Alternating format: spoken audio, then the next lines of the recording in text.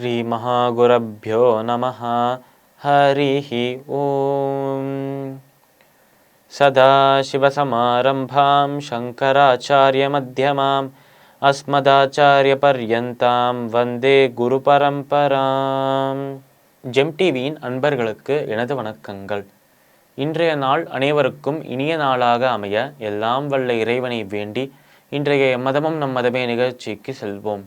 இன்னைக்கு நம்ம ஆஞ்சநேயர் மேல இருக்கிற ஸ்லோகத்தை அர்த்தத்தோட பார்த்துட்டு நேற்றைய தினத்தின் நீதி கதையின் தொடர்ச்சியை காண்போம்.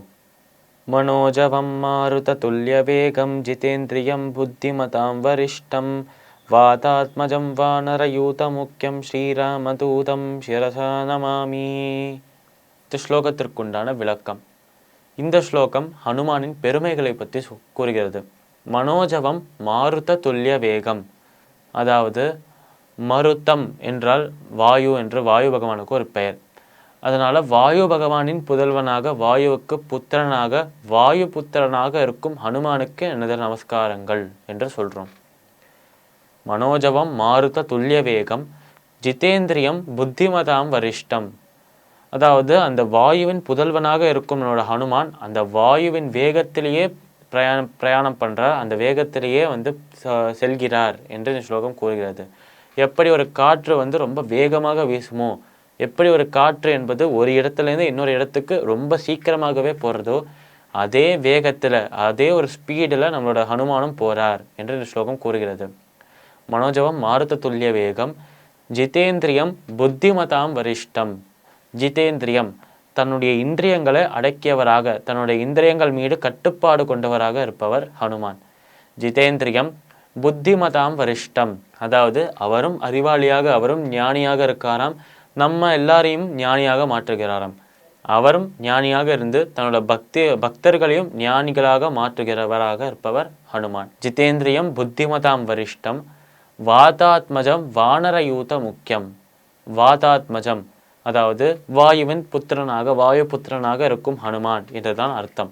வாதாத்மஜம் வானர யூத முக்கியம், அதாவது வானரங்களின் அந்த ஒரு கூட்டத்துக்கு, வானரங்களின் சேனைக்கு, வானரங்களின் அந்த ஒரு படைக்கு தலைவராக, படைக்கு தளபதியாக, படைத்தளபதியாக இருப்பவர் ஹனுமான் தான்.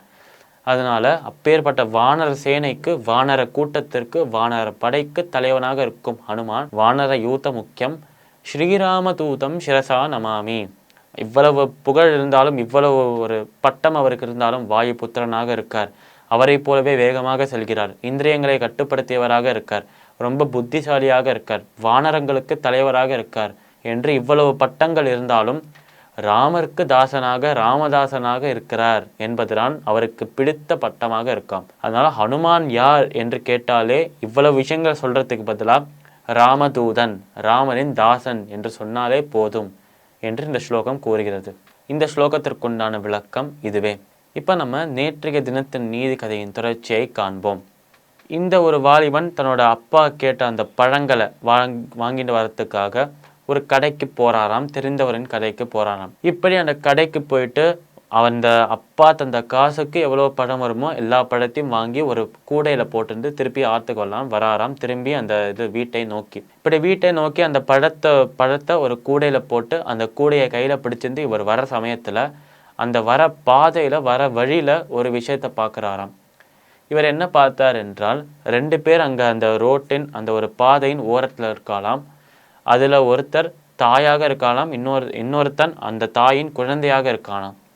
அதனால் ஒரு தாயும் அந்த தாயின் குழந்தையும் அந்த ரோட்டின் ஓரத்தில் இருக்கிறத பார்க்குறாராம் இந்த வாலிபன். இப்படி இந்த வாலிபன் பார்த்து கொண்டிருக்கும் பொழுதே அந்த ரோட்டில், அந்த ஒரு பாதையில் ஒரு சம்பவம் நடக்கிறதாம். இந்த பாதையில், இந்த ஒரு ரோட்டில் நடந்த அந்த நிகழ்வு என்ன, நாளை தினம் பார்க்கலாம். மீண்டும் நாளை சந்திப்போம். நன்றி, வணக்கம்.